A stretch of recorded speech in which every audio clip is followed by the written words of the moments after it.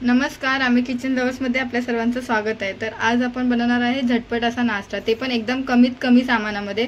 त्यासाठी आपण 2 कच्चे बटाटे घेतलेले आहेत आणि 1 वाटी रवा घेतलेला आहे, 3 ते 4 मिरच्या कापून घेतलेत, कढीपत्ता घेतलेला आहे कापून आणि जिरा घेतलेला आहे। आता आपण नाश्ता बनवायची तयारी करूया। तर नाश्त्यासाठी सर्वात आपण तेल टाकणार आहे। तेल चांगलं गरम होऊन द्यायचं। मग तेल गरम झाल्यानंतर आपण जो जिरा घेतला होता तो जिरा टाकून घेऊ आणि जिरा एकदम चांगला व्यवस्थित भाजून घेऊ। आपला जिरा तुम्ही बघू शकता एकदम व्यवस्थित भाजून झालेला आहे। आपण जे मिरच्या कापून घेतल्या होत्या त्या टाकायच्या आणि कढीपत्ता, त्याला एकदम व्यवस्थित मिक्स करून घ्यायचं आहे। मग ह्याच्यामध्ये आपण 1 ग्लास पाणी टाकायचं आहे। तुम्ही बघू शकता इथे व्यवस्थित असं मी लाल असं भाजून घेतलेलं आहे। आता मी 1 ग्लास पाणी टाकते। पाणी तुम्ही अंदाजे पण टाकू शकता तुमचं एकदम।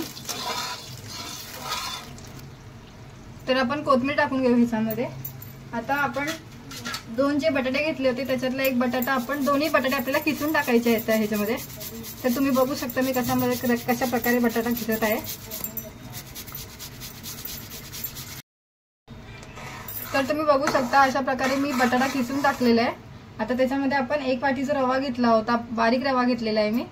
1 वाटी रवा टाकून घेऊया आणि एकदम व्यवस्थित असं मिक्स करून घ्यायचं आहे, कारण ह्याच्या गाठी होणार नाही। तर तुम्ही बघू शकता कशा प्रकारे दोन्ही मिक्स झालेले आहे। आता आपण ह्याच्यामध्ये चवीनुसार मीठ टाकून घेऊ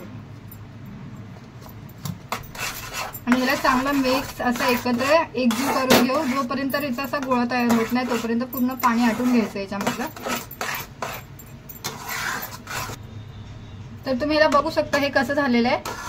ह्याला आता आपण प्लेटमध्ये काढून घेऊ व्यवस्थित आणि 5 मिनिटं थोडं थंडगार होऊन देऊ याला।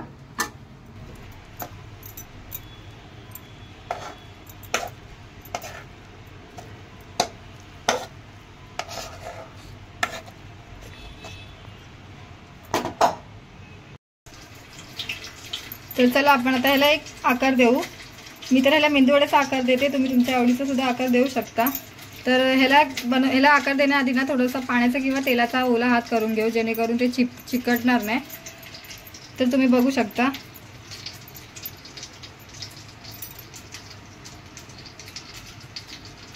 आपला वडा तयार आहे।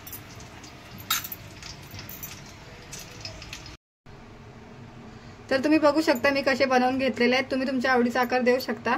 तर आता आपण ह्याला डीप फ्राय करून घेणार आहे। मी तेल ऑलरेडी गरम करायला ठेवलं होतं, चांगलं कडकडून तेल गरम करून घेऊया आणि त्याच्यामध्ये ह्याला सोडूया। तर तुम्ही बघू शकता आपली एक साईड तळून झालेली आहे। आता आपण त्याला पलटी करून दुसऱ्या साईडला पण तळून घेऊ चांगला। तर तुम्ही बघू शकता आपला नाश्ता तयार झालेला आहे, एकदम व्यवस्थित असा कुरकुरीत आणि आतून एकदम सॉफ्ट।